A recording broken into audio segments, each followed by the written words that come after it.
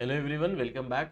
Start करते हैं अपना नया चैप्टर, सेकंड चैप्टर जो अपने मॉड्यूल के हिसाब से रहने वाला है, that is void and voidable agreements, no consideration and no contract.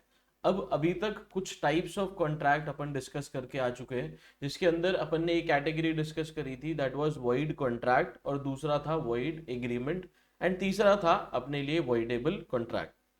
इन तीनों के बीच का एक बार वापस डिफरेंस समझते हैं, फिर डेफिनेशन की तरफ चलते हैं। वॉइडेबल कॉन्ट्रैक्ट का बेसिक मतलब ये हो जाता है, जब किसी पार्टी का कंसेंट फ्रीली नहीं लिया जाता, यानी उसको डरा धमका कर फोर्स किया जाता है to enter into a contract, तो उसके ऑप्शन पे कॉन्ट्रैक्ट रहेगा वॉइडेबल, यानी उसके पास ऑप्शन है कॉन्ट्रैक्ट को वैलिड माने या वॉइड माने, यानी सही माने या फिर गलत माने। वॉइड एग्रीमेंट्स ऐसे हो जाते हैं agreement that are not enforceable by law, इसीलिए वो एग्रीमेंट तक की स्टेज पर रह गए। वॉइड कॉन्ट्रैक्ट का बेसिक मतलब ये हो जाता है, ऐसे कॉन्ट्रैक्ट्स जो आपने जब बनाए थे इनिशियली तब वो वैलिड थे, अब ड्यू टू सर्टेन सर्कमस्टांसेस में चेंज या लॉ में चेंज अब उनको आप इन्फोर्स नहीं करवा सकते, तो वो वॉइड कॉन्ट्रैक्ट की कैटेगरी के अंदर इंक्लूड किए गए थे। अब इन तीनों को ध्यान में रखते हुए अपन टॉपिक की तरफ बढ़ते हैं। सबसे पहली चीज आपको बताई गई है, that is your voidable contract, section 2 clause I. A voidable contract is a contract which is valid and enforceable at the option of one party but not enforceable at the option of other party, यानी जिसके साथ जोर जबरदस्ती की गई है उसके option पे कॉन्ट्रैक्ट इन्फोर्सेबल या void माना जाएगा, but not at the option of other party. A threatens B to sign a contract to sell his house. The contract is voidable at the option of B. If B cancels it, it becomes void. Next आपको बताया गया void agreement. Void agreement जैसा अपन ने discuss करा, जो starting से ही गलत है, an agreement that is not enforceable by law. Section 2 G, a void agreement is an agreement which is not enforceable by law from the very beginning. Example, A agrees to pay B 10,000 for committing theft. This agreement is void as the object is illegal.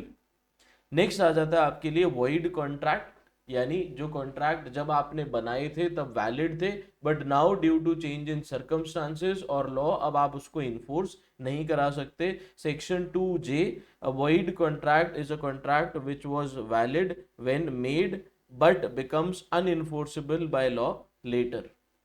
Example, A contracts to sing at B's wedding for payment. Before the wedding, A becomes seriously ill. The contract becomes void due to impossibility of performance. Next आपको बताए गए हैं ऐसे agreements that are specifically declared to be void, यानी गलत माने गए हैं। बेसिकली वॉइड एग्रीमेंट्स की कैटेगरी के अंदर इनको अपन ने इंक्लूड करा। एग्रीमेंट बाय अ माइनर और a person of unsound mind, an agreement with a minor or a person of unsound mind is void as such persons are not competent to contract. अपन ने discuss करा था agreement को contract बनाने के लिए कुछ essential conditions present होनी चाहिए एज पर सेक्शन 10। नाउ अगर आपने वो कंडीशंस को याद रखा हो तो उसके अंदर एक पॉइंट था कि party should be competent to contract, यानी पार्टीज में कंपिटेंसी होनी चाहिए। यानी अब उसके अंदर था कि कौन कौन सी कैटेगरी ऑफ पीपल कंपिटेंट नहीं है टू एंटर इनटू कॉन्ट्रैक्ट, जिसमें था minor, unsound mind, disqualified by law. So minor और अनसाउंड माइंड वाले लोगों के साथ अगर आप एग्रीमेंट करते हैं तो वो वॉइड माने जाएंगे, क्योंकि उसकी इन्फोर्सिबिलिटी नहीं रहेगी। Next, agreements with unlawful consideration and object, ये अगेन अदर एसेंशियल एलिमेंट था for a valid contract to be formed, यानी ऑब्जेक्ट। ऑब्जेक्ट का मतलब ये हो जाता है द वेरी बेसिक पर्पस जिसके लिए आप कॉन्ट्रैक्ट बना रहे हैं, एंड कंसिडरेशन जैसा अपन ने डिस्कस करा था, समथिंग इन रिटर्न, यानी बदले में आपको क्या चीज मिल रही है। दोनों ही चीजें वैलिड होनी चाहिए। अगर कहीं पे भी उसमें से कोई भी एक एलिमेंट या दोनों एलिमेंट अनलॉफुल है तो वो कॉन्ट्रैक्ट वैलिड नहीं होगा। Next, agreement made under bilateral mistake of fact. Bilateral mistake का मतलब, मिस्टेक अपन ने ऊपर पढ़ा, मिस्टेक दो कैटेगरी में क्लासिफाई किया जाएगा, मिस्टेक ऑफ लॉ और mistake of fact. Bilateral mistake का मतलब दोनों पार्टी की गलती थी उस पर्टिकुलर कॉन्ट्रैक्ट को एंटर करते time, and that was related to a material fact. तो क्योंकि दोनों parties were under a mistake, contract क्या हो जाएगा आपके लिए void. An agreement is void when both the parties are mistaken about an essential fact of the agreement. Next, agreement of which consideration or object is partly lawful and inseparable. अब आपने दो चीजें discuss करनी है, यहाँ पर समझनी है अपन को. अब फॉर एग्जाम्पल मैंने आपको कहा कि मैं आपको पढ़ा दूंगा बट बदले में आप मुझे ड्रग सप्लाई करना, तो ऑब्जेक्ट आपका लॉफुल हो गया, कंसिडरेशन आपकी अनलॉफुल हो गई. उस कॉन्ट्रैक्ट में भी, उस पर्टिकुलर सिचुएशन में भी कॉन्ट्रैक्ट हो जाएगा वॉइड. अब इसके बदले में ये चीज हो सकती है, एक और सिचुएशन अपन एनालाइज करते हैं जिसके अंदर मैंने आपको बोला कि मैं आपको पढ़ा दूंगा, आप ऐसा करना, पार्टली मुझे फीस का कैश में पेमेंट कर देना, ऑनलाइन ट्रांसफर कर देना, एंड पार्टली आप मुझे ड्रग सप्लाई कर देना. तो अगर दो चीजें सेपरेट की जा सकती है, यानी लीगल एंड इलीगल पार्ट अगर सेपरेट किया जा सकता है, तो लीगल पार्ट को आप इन्फोर्स कर देंगे, इलीगल पार्ट को वैसे भी आप इन्फोर्स नहीं करवा सकते. एंड अगर दोनों चीजें सेपरेट नहीं हो सकती, उस पूरे केस में पूरा का पूरा कॉन्ट्रैक्ट वॉइड माना जाएगा. If illegal part of an agreement cannot be separated from the legal part, the whole agreement is void. Next आ जाता है एग्रीमेंट विदाउट कंसिडरेशन. अपन ने एसेंशियल्स के अंदर अगेन डिस्कस करा था कि अगर कॉन्ट्रैक्ट बनाना है तो कंसिडरेशन होनी चाहिए, ऑल्दो उसके कुछ एक्सेप्शंस है. That are the situations where contract is valid even without consideration, but in most of the cases contract में कंसिडरेशन होनी चाहिए, अदर देन दैट वो वैलिड नहीं माने जाएंगे. An agreement made without consideration is void except in the cases expressly provided by law. Next आ जाता है agreement in restraint of marriage. Restraint of marriage का मतलब ये हो जाता है किसी की शादी में रुकावट क्रिएट करना इज नॉट वैलिड, या रुकावट क्रिएट करने के लिए agreement banana is not valid. अब उसका एक एक्सेप्शन है कि अगर माइनर की शादी करवाने की कोशिश कर रहा है कोई, आप उसको रुकवा रहे हैं, वो वैलिड माना जाएगा, क्योंकि माइनर की शादी कराना इटसेल्फ इज नॉट वैलिड. सो अगर कोई गलत काम होने से आप रोक रहे हैं तो वो सही चीज है, बट अगर आप सही चीज होने से रोक रहे हैं तो वो गलत चीज मानी जाएगी. अगेन वापस अपन एग्जांपल लेते हैं. अगर आप एक नॉर्मल सिचुएशन में किसी की शादी रोकने की कोशिश कर रहे हैं या उसके लिए एग्रीमेंट बना रहे हैं तो वो चीज वॉइड मानी जाएगी, बट माइनर की शादी रोकने के लिए अगर आप एग्रीमेंट बना रहे हैं तो वो चीज वैलिड मानी जाएगी. An agreement restraining a marriage of a person other than a minor is void. Next topic जो अपन को बताया गया है that is agreement in restraint of trade. Restrain का बेसिक मतलब हर जगह आगे भी आपको जहां पर भी दिखेगा, दैट इज रिस्ट्रेन का मतलब रोकना. So agreement in restraint of trade का मतलब ये हो जाता है आपको कोई भी लॉफुल बिजनेस कैरी आउट करने से नहीं रोक सकता. यानी आप कोई भी लीगल बिजनेस स्टार्ट करना चाहते हैं या करना चाह रहे हैं तो उस पर्टिकुलर सिनेरियो में आपको कोई भी रोक नहीं सकता. बट अगर कोई रोकने के लिए एग्रीमेंट बना रहा है तो वो पर्टिकुलर एग्रीमेंट वॉइड माना जाएगा. An agreement restraining a lawful profession, trade और business is void except agreement does not carry on business with goodwill sold. Again जैसा अपन ने रिस्ट्रेन ऑफ मैरिज के अंदर डिस्कस करा, उसका एक एक्सेप्शन था कि माइनर की मैरिज रुकवाई जा सकती है. In the same way restrain of trade के अंदर आपको बताया गया आपको लॉफुल बिजनेस करने से कोई भी नहीं रोक सकता. कब रोका जा सकता है? फॉर एग्जाम्पल आपने अपने बिजनेस की गुडविल सेल करी, उसके बदले में पैसे रिसीव करे, अब आप अगेन सिमिलर बिजनेस अगर कैरी आउट करना चाह रहे हैं तो उस पर्टिकुलर सिनेरियो में आपको काम करने से रोका जा सकता है, क्योंकि ऑलरेडी आप उस चीज के पैसे ले चुके हो. एग्जाम्पल, अगर मैं मेरा बिजनेस गुडविल के साथ बेच रहा हूँ, गुडविल बेसिकली आपका एक इंटेंजिबल एसेट हो जाता है, दैट इज आपके बिजनेस की रेपुटेशन. अब अगर मैं उसके बदले में किसी से पैसे ले रहा हूँ एंड पास में मैंने वापस अगले दिन दुकान खोल ली, तो उसको वो गुडविल खरीदने का, वो नाम इस्तेमाल करने का कोई भी फायदा नहीं होगा. सो इसीलिए गुडविल के केस में आपको बिजनेस कैरी आउट करने से विद इन रीजनेबल टर्म्स रोका जा सकता है. अदर देन दैट आपकी मर्जी, आप कोई भी lawful business profession carry out करना चाहते हैं, you are allowed to do that. And उसमें अगर कोई इंटरफेयर करने की कोशिश करता है या उसके लिए कोई एग्रीमेंट बनाता है, that particular thing would be known as void. Next आ जाता है आपका agreement in restraint of legal proceedings. Now आपके पास एक फंडामेंटल राइट है लीगल प्रोसीडिंग्स को इनिशिएट करने का, उसमें पार्टिसिपेट करने का. नाउ द थिंग इज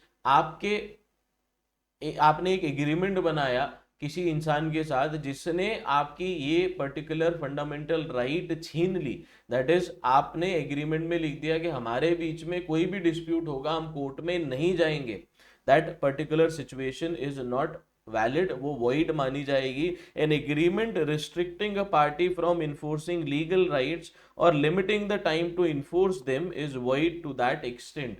यानी आप कहीं पे भी किसी इंसान की fundamental right to seek redressal नहीं छीन सकते। अगर आप चाहें तो उसमें एक क्लॉज डाल सकते हैं कि हमारे बीच में अगर कोई भी डिस्प्यूट आया तो हम आर्बिट्रेशन में जाएंगे ना। आर्बिट्रेशन क्या हो जाता है, आपका एक ऑल्टरनेट डिस्प्यूट रेजोल्यूशन मैकेनिज्म हो जाता है। यानी सिविल केसेस में गवर्नमेंट आपको एक ऑप्शन देती है आर्बिट्रेशन फॉलो करने के लिए। आर्बिट्रेशन के लिए अलग से एक्ट बना दिया, arbitration and conciliation act of 1996। Now इसका मतलब ये हो जाता है कि आप कोर्ट में ना जाकर एक अलग अथॉरिटी के पास जा रहे हैं इन सिविल केसेस, जिसमें एक टाइमलाइन गवर्नमेंट फिक्स कर देती है, मोस्टली दैट इज 1 ईयर, जहां पर आपके डिस्प्यूट का रेजोल्यूशन हो जाएगा। तो आप अगर अपने एग्रीमेंट में ऐसा लिख देते हैं कि हम कोर्ट में ना जाके आर्बिट्रेशन में जाएंगे, वो चीज वैलिड मानी जाएगी। बट अगर आप ये लिख देते हैं कि हम केस ही नहीं करेंगे या अपनी लीगल राइट को ही इन्फोर्स नहीं कराएंगे, तो वो चीज वैलिड नहीं मानी जाएगी। नेक्स्ट आपको बताया गया है एग्रीमेंट विद अनसर्टेन मीनिंग, यानी जहां पर मीनिंग सर्टेन या क्लियर नहीं है जिन एग्रीमेंट्स का।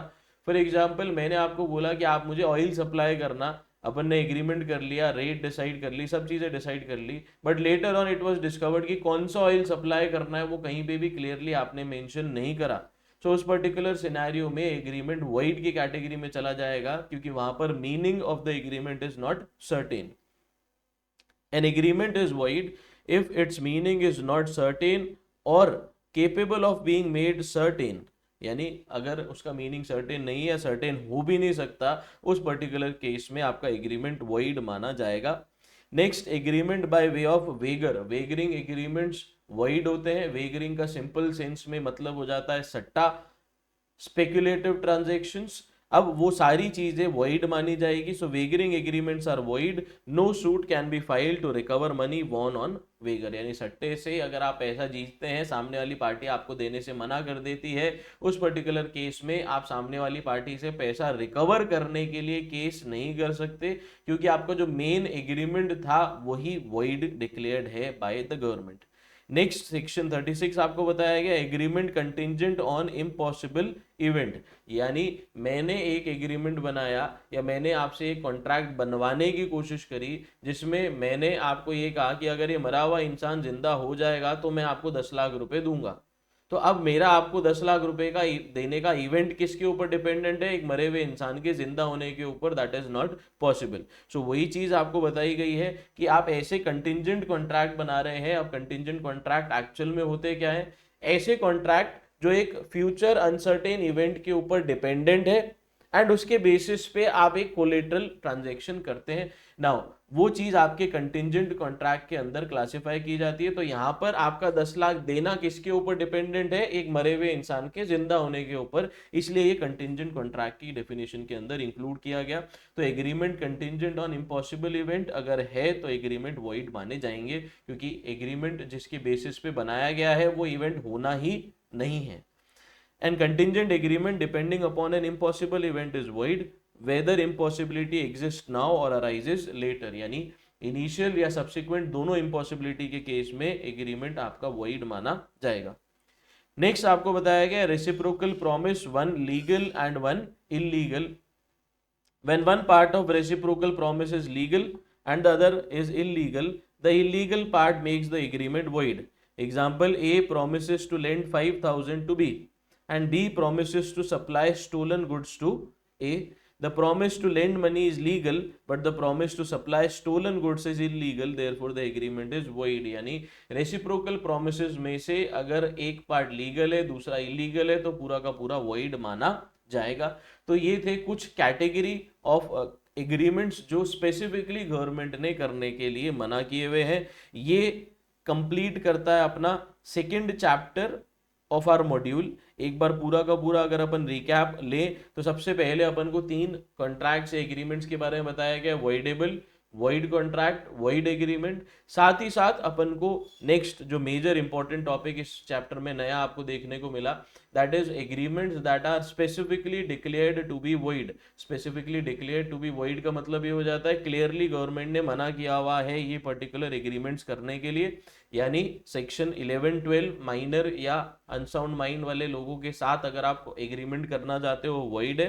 सेक्शन 23 कंसिडरेशन अनलॉफुल या ऑब्जेक्ट अनलॉफुल। नेक्स्ट 20 आपको जो बताया गया बायलेटरल मिस्टेक ऑफ फैक्ट। 24 अगर lawful and unlawful part separate नहीं हो सकता कंसिडरेशन या ऑब्जेक्ट का, तो पूरा का पूरा वॉइड माना जाएगा। एग्रीमेंट विदाउट कंसिडरेशन, कुछ एक्सेप्शंस दे रखे हैं बट उसके अलावा अगर आप कोई भी एग्रीमेंट करना चाहते हो दैट इज विदाउट कंसिडरेशन, वो वॉइड माना जाएगा। नेक्स्ट 3 पॉइंट 26, 27 और 28 नंबर सेक्शन आपके लिए हो जाता है रिस्ट्रेन से related, restraint of marriage, restraint of trade और restraint of legal proceedings. Restraint का मतलब रोकना, तो बेसिकली किसी की शादी रोकना, किसी को lawful business purpose carry out करने से रोकना एंड किसी को अपनी लीगल राइट एक्सरसाइज करने से रोकने के लिए अगर आप एग्रीमेंट्स बना रहे हैं तो वो सारे के सारे वॉइड माने जाएंगे। या फिर एग्रीमेंट जिसका मीनिंग अनसर्टेन है वो भी वॉइड माने जाएंगे। वेगरिंग वॉइड माने जाएंगे सेक्शन 30 के हिसाब से। सेक्शन 36 के हिसाब से कंटिंजेंट एग्रीमेंट जो डिपेंडेंट है इम्पॉसिबल इवेंट के ऊपर वो भी वॉइड माने जाएंगे। एंड रेसिप्रोकल प्रोमिसेस जिसमें एक पार्ट लॉफुल है दूसरा पार्ट अनलॉफुल है यानी लीगल है और इलीगल है, उस पर्टिकुलर केस में पूरा का पूरा कॉन्ट्रैक्ट एग्रीमेंट आपका यहाँ पर क्या माना जाएगा, वॉइड माना जाएगा। तो इसी के साथ अपना second chapter of our Indian contract act होता है यहाँ पर खत्म।